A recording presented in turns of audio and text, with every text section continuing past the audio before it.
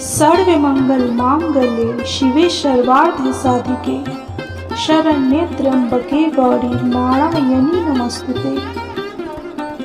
भक्तजनों, बंधुजनों, आप सभी को नवरात्रि पर्व की हार्दिक शुभकामनाएं।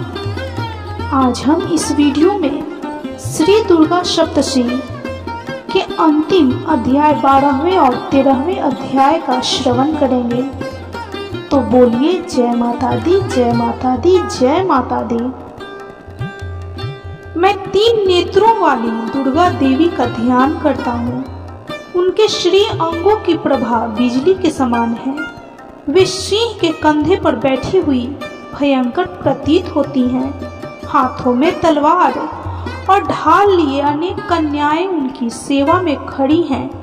वे अपने हाथों में चक्र, गदा, तलवार, ढाल, बाण, धनुष, पाश और तर्जनी मुद्रा धारण किए हुए हैं। उनका स्वरूप अग्निमय है तथा वे माथे पर चंद्रमा का मुकुट धारण करती हैं। देवी बोली, देवताओं, जो एकाग्रचित होकर प्रतिदिन इन स्तुतियों से मेरा स्तवन करेगा, उसकी सारी बाधा मैं निश्चय ही दूर कर दूंगी। जो मधु कैटभ का नाश, महिषासुर का वध तथा शुंभ निशुंभ के संहार के प्रसंग का पाठ करेंगे तथा अष्टमी, चतुर्दशी और नवमी को भी जो एकाग्रचित हो भक्ति पूर्वक मेरे उत्तम महात्म्य का श्रवण करेंगे, उन्हें कोई पाप नहीं छू सकेगा। उन पर पाप जनित आपत्तियां भी नहीं आएंगी। उनके घर में कभी दरिद्रता नहीं होगी तथा उनको कभी प्रेमी जनों के विछोह का कष्ट भी नहीं भोगना पड़ेगा। इतना ही नहीं, उन्हें शत्रु से, लुटेरों से, राजा से, शस्त्र से, अग्नि से तथा जल की राशि से भी कभी भय नहीं होगा। इसलिए सबको एकाग्रचित होकर भक्ति पूर्वक मेरे इस महात्म्य को सदा पढ़ना और सुनना चाहिए। यह परम कल्याण कारक है। मेरा महात्म्य महामारी जनित समस्त उपद्रवों तथा आध्यात्मिक आदि तीनों प्रकार के उत्पातों को शांत करने वाला है। मेरे जिस मंदिर में प्रतिदिन विधि पूर्वक मेरे इस महात्म्य का पाठ किया जाता है, उस स्थान को मैं कभी नहीं छोड़ती। वहाँ सदा ही मेरे सन्निधान बना रहता है। बलिदान, पूजा, होम तथा महोत्सव के अवसरों पर मेरे इस चरित्र का पूरा पाठ और श्रवण करना चाहिए।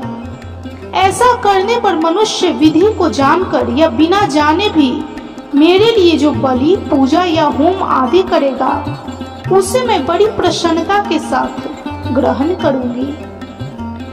शरद काल में जो वार्षिक महापूजा की जाती है, उस अवसर पर जो मेरे इस महात्म्य को भक्ति पूर्वक सुनेगा, वह मनुष्य मेरे प्रसाद से सब बाधाओं से मुक्त तथा धन, धान्य एवं पुत्र से संपन्न होगा। इसमें तनिक भी संदेह नहीं है। मेरे इस महात्म्य में मेरे प्रादुर्भाव की सुंदर कथाएं तथा युद्ध में किए हुए मेरे पराक्रम सुनने से मनुष्य निर्भय हो जाता है। मेरे महात्म्य का श्रवण करने वाले पुरुषों के शत्रु नष्ट हो जाते हैं। उन्हें कल्याण की प्राप्ति होती है तथा उनका कुल आनंदित रहता है। सर्वार्थ शांति कर्म में बुरे स्वप्न दिखाई देने पर तथा ग्रह जनित भयंकर पीड़ा उपस्थित होने पर मेरा महात्म्य श्रवण करना चाहिए। इससे सब विघ्न तथा भयंकर ग्रह पीड़ाएं शांत हो जाती है और मनुष्यों द्वारा देखा हुआ दुःस्वप्न शुभ स्वप्न में परिवर्तित हो जाता है। बाल ग्रहों से आक्रांत हुए बालकों के लिए यह महात्म्य शांति कारक है तथा मनुष्यों के संगठन में फूट होने पर यह अच्छी प्रकार मित्रता कराने वाला होता है। यह महात्म्य समस्त दुराचारियों के बल का नाश करने वाला है। इसके पाठ मात्र से राक्षसों, भूतों और पिशाचों का नाश हो जाता है। मेरा यह सब महात्म्य मेरे समीप की प्राप्ति कराने वाला है। पशु, पुष्प, अर्घ्य, धूप, दीप, गंध आदि उत्तम सामग्रियों द्वारा पूजन करने से, ब्राह्मणों को भोजन कराने से, होम करने से, प्रतिदिन अभिषेक करने से, नाना प्रकार के अन्य भोगों का अर्पण करने से तथा दान देने आदि से 1 वर्ष तक जो मेरी आराधना की जाती है और उससे मुझे जितनी प्रसन्नता होती है, उतनी ही प्रसन्नता मेरे इस उत्तम चरित्र का एक बार श्रवण करने मात्र से हो जाती है। यह महात्म्य श्रवण करने पर पापों को हर लेता है और आरोग्य प्रदान करता है। मेरे प्रादुर्भाव का कीर्तन समस्त भूतों से रक्षा करता है तथा मेरा युद्ध विषयक चरित्र दुष्ट दैत्यों का संहार करने वाला है। इसके श्रवण करने से मनुष्यों को शत्रु भय नहीं रहता। देवताओं, तुमने और ब्रह्मा ऋषियों ने जो मेरी स्तुतियां की है तथा ब्रह्मा जी ने जो स्तुतियां की हैं, वे सभी कल्याणमयी बुद्धि प्रदान करती है। वन में, सूने मार्ग में अथवा दावा नल से घिर जाने पर, निर्जन स्थान में, लुटेरों के दाव में पड़ जाने पर या शत्रुओं से पकड़े जाने पर अथवा जंगल में सिंह, व्याघ्र या जंगली हाथियों के पीछा करने पर, कुपित राजा के आदेश से वध या बंधन के स्थान में ले जाने पर अथवा महासागर में नाव पर बैठने के बाद भारी तूफान से नाव के डगमग होने पर और अत्यंत भयंकर युद्ध में शस्त्रों का प्रहार होने पर अथवा वेदना से पीड़ित होने पर कि बहुना सभी भयानक बाधाओं के उस उपस्थित होने पर जो मेरे इस चरित्र का स्मरण करता है, वह मनुष्य संकट से मुक्त हो जाता है। मेरे प्रभाव से सिंह आदि हिंसक जंतु नष्ट हो जाते हैं तथा लुटेरे और शत्रु भी मेरे चरित्र का स्मरण करने वाले पुरुष से दूर भागते हैं। ऋषि कहते हैं, यूं कहकर प्रचंड पराक्रम वाली भगवती चंडिका सब देवताओं के देखते देखते वहीं अंतर ध्यान हो गई। फिर समस्त देवता भी शत्रुओं के मारे जाने से निर्भय हो पहले की ही भांति यज्ञ भाग का उपभोग करते हुए अपने अपने अधिकार का पालन करने लगे।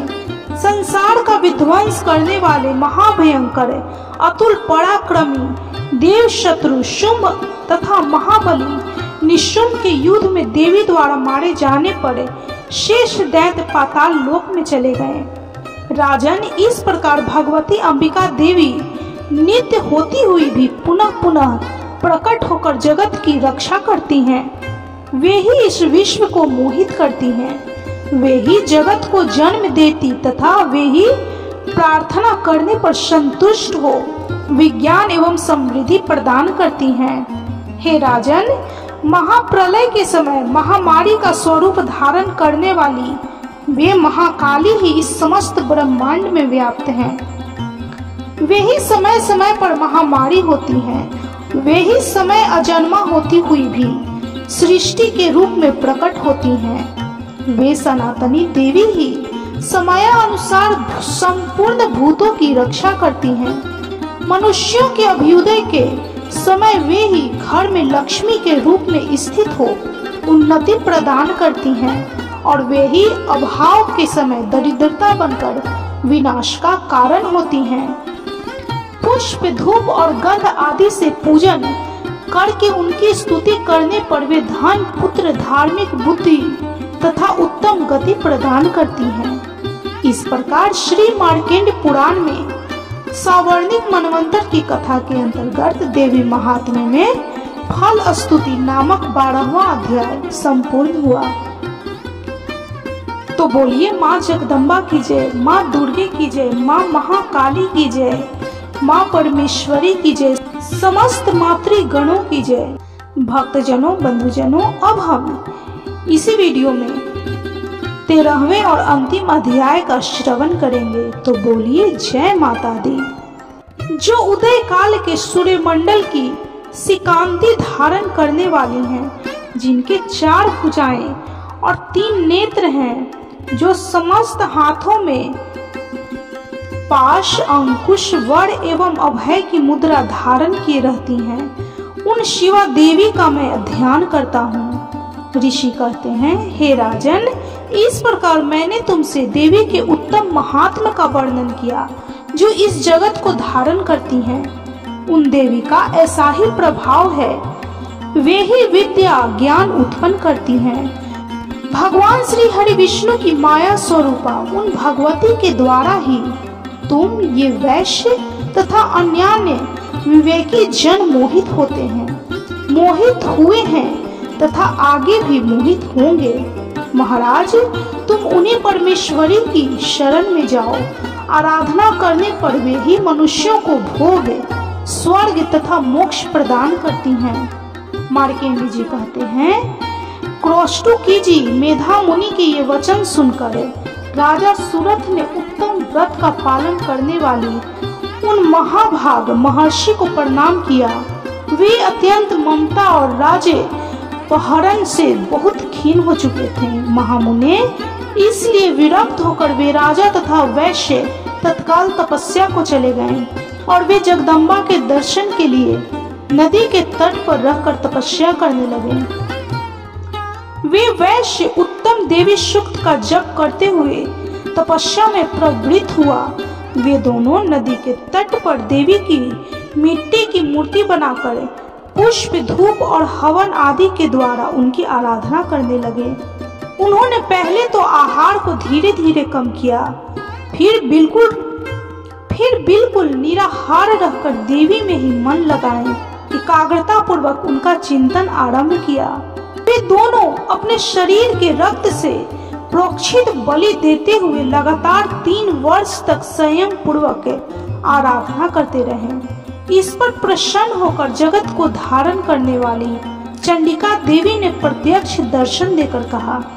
देवी बोली, राजन तथा अपने कुल को आनंदित करने वाले वैश्य, तुम लोग जिस वस्तु की अभिलाषा रखते हो वह मुझसे मांगो, मैं संतुष्ट हूँ, अतः तुम्हें वह सब कुछ दूंगी। मार्कंडेय जी कहते हैं, तब राजा ने दूसरे जन्म में नष्ट न होने वाला राज्य मांगा तथा इस जन्म में भी शत्रुओं की सेना को बलपूर्वक नष्ट करके पुनः अपना राज्य प्राप्त कर लेने का वरदान मांगा।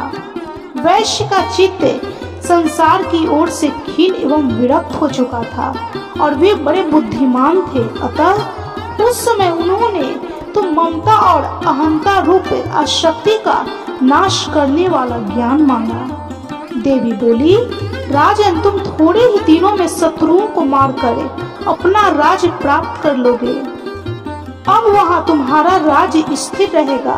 फिर मृत्यु के पश्चात तुम भगवान विवस्वान सूर्य के अंश से जन्म लेकर इस पृथ्वी पर सावर्णिक मुनि के नाम से विख्यात होगे। वैश्यवर्य, तुमने भी जिस वर को मुझसे प्राप्त करने की इच्छा की है उसे देती हूँ। तुम्हें मोक्ष के लिए ज्ञान की प्राप्ति होगी।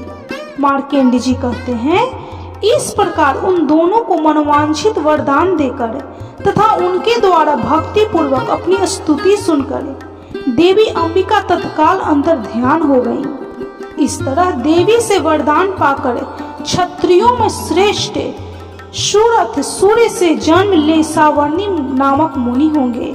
इस प्रकार श्री मार्कंडेय पुराण में सावर्णिक मनवंतर की कथा के अंतर्गत देवी महात्म्य में सुरथ और वैश्य को वरदान नामक 13वां अध्याय और अंतिम अध्याय संपूर्ण हुआ। तो बोलिए, माँ दुर्गे की जय, माँ जगदम्बा की जय, माँ अम्बे की जय, माँ परमेश्वरी की जय, माँ काली की जय, माँ महाकाली की जय, समस्त मातृगणों की जय, समस्त देवी देवताओं की जय। भक्तजनों, बंधुजनों, इस कथा को सुनने वाले सभी भक्तों पर माँ दुर्गा, माँ अम्बे, माँ जगदम्बा अपनी कृपा दृष्टि रखें। उनके जीवन में जो भी दुख हो, जो भी समस्याएं हो, उन्हें दूर कर उनके जीवन में सुख, शांति, समृद्धि, पुत्र, पौत्र, धन, लक्ष्मी इत्यादि का भंडार भरें। यदि आपको यह कथा अच्छी लगी हो तो प्लीज़ वीडियो को लाइक कीजिए। चैनल पे यदि नए हैं तो कृपया चैनल को सब्सक्राइब कर लीजिए, बेल आइकन को प्रेस कर लीजिए और कमेंट में जय माता दी अवश्य लिखिए और जितना हो सके इस वीडियो को शेयर कीजिए।